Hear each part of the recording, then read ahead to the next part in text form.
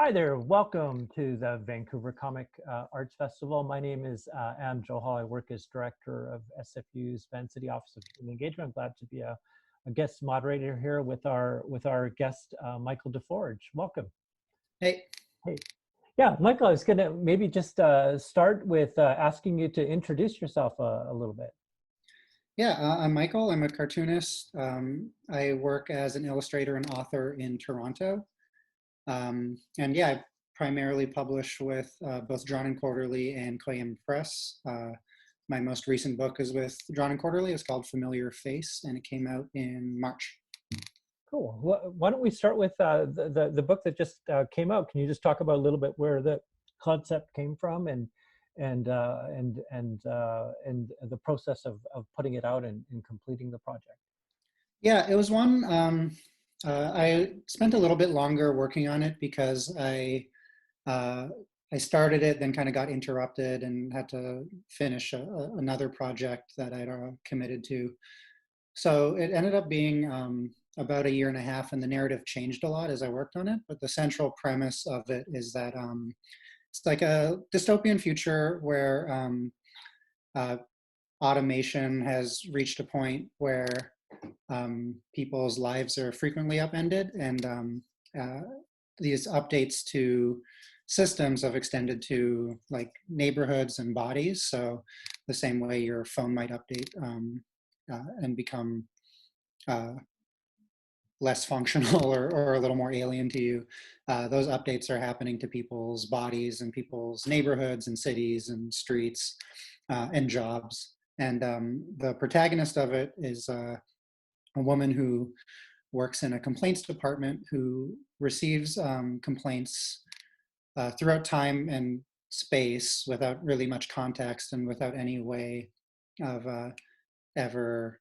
resolving the complaints herself. She's just part of a, automated system. She's just sort of like this weird human accountability measure in this automated system whose job is simply just to process complaints. So a big thing that influenced the book is there's this new sector of work that I find really fascinating. And one of the more publicized jobs is people who just watch YouTube for a living. They're paid by YouTube to flag videos. And they're usually not prepared in any way, like for the mental health effects of what it's like to just be tagging YouTube videos and flagging YouTube videos for certain content because they'll be exposed to conspiracy theories, they'll be exposed to sexual content they might not have been prepared for, frequently violent content. So there's this whole sort of there's this new type of job where it's humans kind of working in collaboration with algorithms, but at the behest of these systems that I'm very fascinated by. So part of the comic was about that as well. I know in Toronto there's been some strange projects like sidewalk labs that I think is being pushed aside, but Yeah, uh, quite happy to hear that's finally but something. although it sounds like New York is going in some sort of crazy direction with tech post-COVID, although we're right in the middle of it still. But just wondering what were some of the books that you've been reading that kind of inspired your thinking around this latest project? This one in particular, as well as a lot of my writing lately has been, um, I've been trying to write about like one writing about these our current kind of dystopias and technological dystopias, and also trying to track this alternate idea of what technology could look like. I I feel like I'm just at the tail end of the generation for whom the internet actually seemed very promising and liberating, and have remember like I was only really like coming of age during the tail end of when the internet seemed like it could be this like freeing, democratizing, liberating force. And I can't imagine anyone under the age of 25 interacts with the internet that way or sees it that way anymore. But I do like imagining this alternate history of technology and computing and the internet where it may be developed uh, outside the oppressive capitalist systems that really like cut innovation off at the knees for a lot of these things. And so some of the writing that informed Familiar Face was uh, Adam Greenfield's Radical Technologies. I liked a lot. Mhm. Um, Talked about Sherry Turkle's work on writing and technology, about the ideologies embedded in machines and objects themselves. I forget the author, but one book called, I think it's called Bleeding Edge. But yeah, this writing has made me think about technology in a different way, but then also, yeah, tried to make me think about like what technology and computing could look like in if it didn't suck, you know, if it Yeah. uh, and yeah, one of the projects I'm working on now, like because I just released this dystopian graphic novel, I'm working on a daily strip on Instagram called Birds of Maine. That it's my attempt at writing about utopian technology, and it's bird technology, so it's a lot more alien. Um, and part of it was inspired by like some old Jack Kirby comics and the way he approached animal technology in a series he did called Commandy. But some of it's also influenced by stuff like Chile had this very tragically aborted cyber project, which was like a socialist proto-internet that, yeah, it sadly uh, was sort of, we never got to see what that would have looked like, but seeing ideas like trying to take in ideas like that about like what a, so for the purposes of this comic, it's like what a bird internet would look like, you know? Mhm, mhm. Now, you had a project before leaving Richards Valley. Can you talk a little bit about where that project started from? Yeah, that was like uh, a comic that was also a daily strip that I serialized for about like a year and a half. And part of that just came from the fact that I always wanted to do a daily strip. Um, and it was hard to justify the time, like figure out how to carve out the time. And obviously, no one's going to print a daily strip. So I knew it'd have to be online, which means I knew no one would be paying for it. So I had to like figure out how to make it work. And then once I decided to do it, it ended up being very rewarding.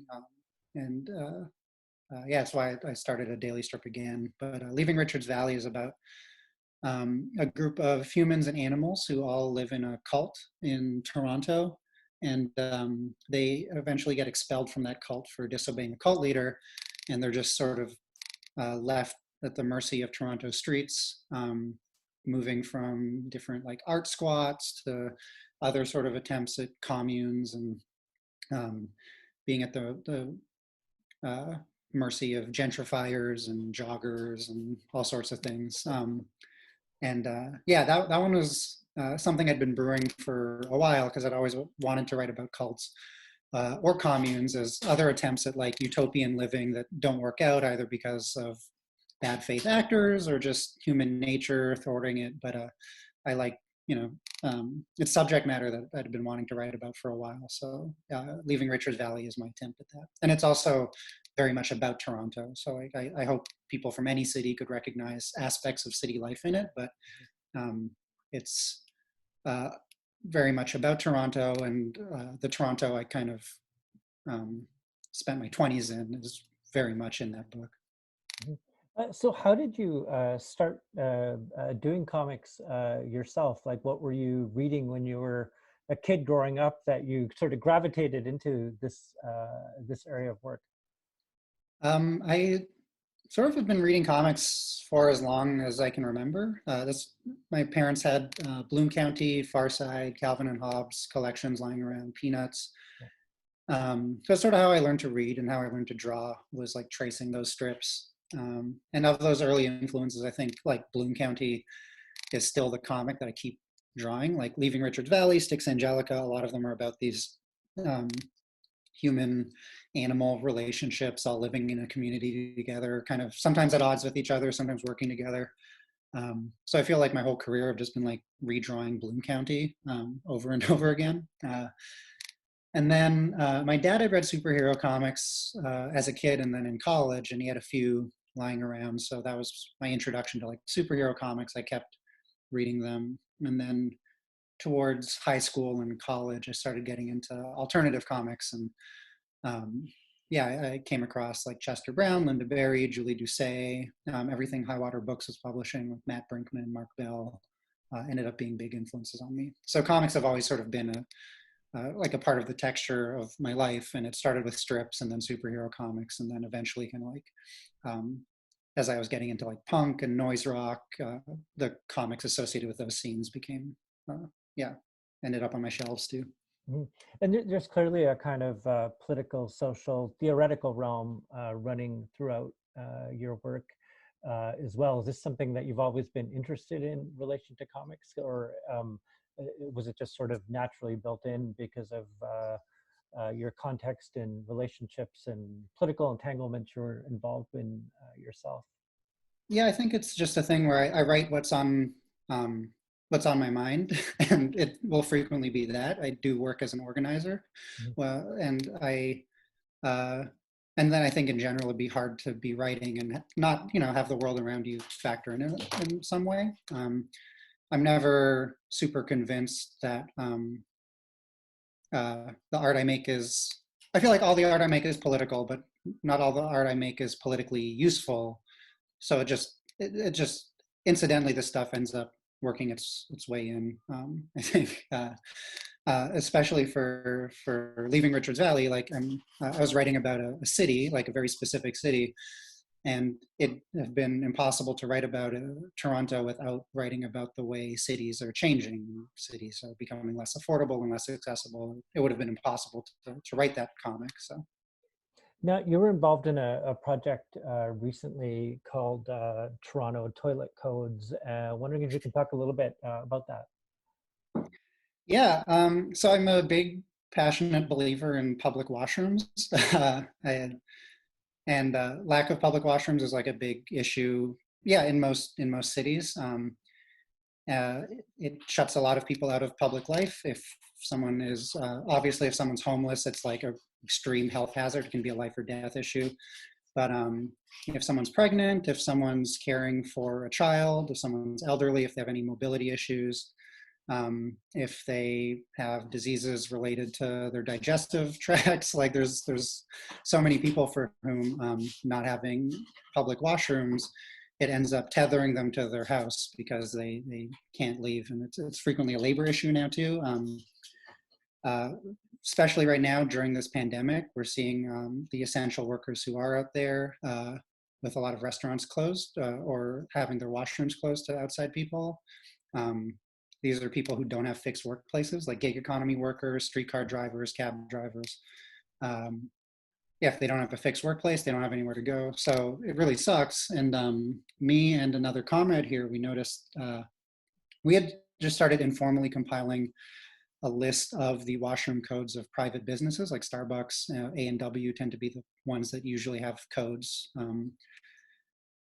just for our own use. And we're thinking of ways to like distribute it just amongst friends or share it with friends. And then, yeah, we noticed in London, some like-minded bathroom people had started a London Loo Codes, where they were doing it for their Starbucks and Pret a Manger's or whatever it is in London. Um, and they were outsourcing it to Twitter so that people could just like send in their toilet codes, and they would be the ones logging it and keeping track of it, which just made so much more sense than the way just two of us were handling it. So we did the same for Toronto. Um, and yeah, it's just one like sort of small project, but we think of it as like we thought of it as like a pretty useful and easy direct action people could benefit from and then take part in with like very low stakes. If someone needs to take a shit in a Starbucks, they just send us the code, we post it.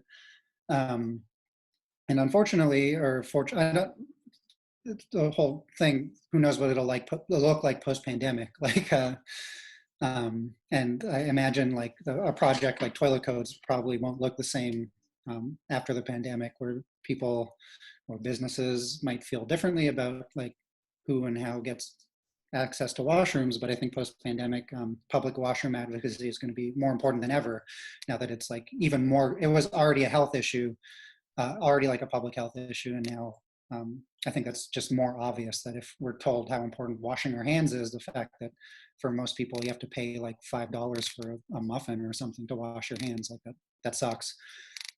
So the nature of the project will likely change and change in a way that I don't think anyone can currently predict. Mhm. So in terms of the pandemic and the restrictions, how has that affected your own work or how you work on a day-to-day basis? Thankfully for me, like the nature of my job, like I work as a freelance illustrator, so um, I'm better suited to it than most. I've been living at my girlfriend's, who is also a cartoonist, so our like work schedules and lives like don't really conflict with each other that much that we have to do this. So I'm quite fortunate um, in that respect, and yeah, so like it's affected me, but like I'm already used to staying in. And then uh, I think, yeah, like most activists or organizers right now too, it's completely new terrain, which is exciting in some ways and dismaying in others, because I think everyone's just trying to figure out what what that what that's going to look like over the next few weeks and then months. And yeah. What we know is what we don't know yet. The certainty is the uncertainty in the fall and everything. So you got a favorite quarantine food? Um, well, that's a good question. Uh, I've been eating a lot of what was eating before, which is just like pasta. I eat a lot of pasta. I've been cooking more, which I think is the same for everyone. Yeah. Um, yeah, I haven't learned how to bake bread yet, but yeah, I still eat a lot of pasta. It's still my favorite. Now, in terms of working in comics, like any type of art form, there is a kind of testy relationship with commerce. Obviously, being a comic book artist, you're clearly in it for the money and the fame. No, there's obviously, you need to make your rent. You need to do all these things while you make your work. And how have you sort of managed that relationship as an artist, making new work and sort of navigating this terrain in terms of how to make a life out of it? A lot of people who'll be listening to this are comic book artists themselves or aspiring to be and trying to sort out how to make that work. Yeah, it's tricky. I try to like put a pretty clear delineation between my commercial illustration and my personal work. Mhm. And thankfully, both Koyama Press and John and Quarterly have like have given me a lot of creative freedom, and they've also given me a pretty fair shake, which isn't like the case with a lot of comics publishers. Like I've heard my share of horror stories about working with publishers who rip off really young cartoonists, and I feel kind of spoiled that Koyama Press treated me like very, very generously and very well, and the same with D&Q. So it's let me kind of keep that in like a little bubble where they're like, working and publishing and selling things like and doing cons. Certainly, there's always going to be some tension between like the art and commerce things, but it does let me keep my personal work personal and um, uh, I like, yeah, leave the work I do for money on like its own little thing too. So I can compartmentalize better than other people. Mhm. And it's fortunate that I'm able to do that because like, yeah, for a lot of people, their livelihoods are now for better or worse wrapped up in their personal brands or whatever. Um, and certainly for a commercial illustration, like it's something I think about a lot is like who I'm working for, how my work is being used. And I think like anything, that's a question. There's an example I use a lot when like thinking about commercial work that Milton Glaser used to post to his students, which is like the 10 steps to design hell. And the idea isn't that there's like any clear point on these 10 steps where like this is the cutoff line. The cutoff line is going to change for each person. But number one is something like, would you accept a job designing a wine label to look like it's an older vintage than it actually is? Number two is like design packaging for junk food. And it kind of goes into like, less and less ethical territory where, maybe number five is like do an editorial illustration to something you politically disagree with in a newspaper. And number 10 is design for a tobacco company. And the idea isn't to ever have like, this is a clear cutoff point, because that's going to change depending on your financial situation maybe, and then the current political moment, that's probably going to change. But I think what's important is like the constantly asking and constantly seeing where you are on that scale, and any new job you take or book you publish or whatever, is sort of figuring out where you might be on that whatever your personal 10 questions might be. Because I think what is sometimes shocking in arts communities, and certainly commercial illustration especially, isn't where people land on those questions. It's that they haven't asked themselves those questions at all.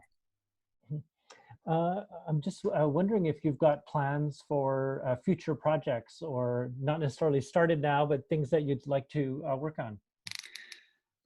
Well, I started this, the daily strip, the Birds of Maine daily strip, and that's very new still and exciting. I'm just about a month into the strips, and part of that also came because I had just started working on another comic that was, unfortunately, the subject matter was way too close to, it was about a disease, and I tried staying with it, and it just felt like too, it just like I couldn't work on it during coronavirus, and I felt like too preemptively embarrassed to be contributing to what I'm sure will be like quite a large amount of artwork about our current world historical moment. So the bird thing is what I'm working on now, and there are a few sort of smaller projects that quarantine kind of like derailed that hopefully I'll get back to, and whenever that might be. Some things just related, like just things that required a bit more studio space. That I was working on some like sculptural work that I can't work on where I am right now, but maybe down the road I'll be able to again. Anything you'd like to add for the Vancouver Comics Art Festival audience? I don't know, just that I hope everyone is safe, and I hope everyone's staying sane. It feels so pat to say over and over, but that's yeah. And I'm glad that VanCaf can exist, at least in this form with interviews and things like that.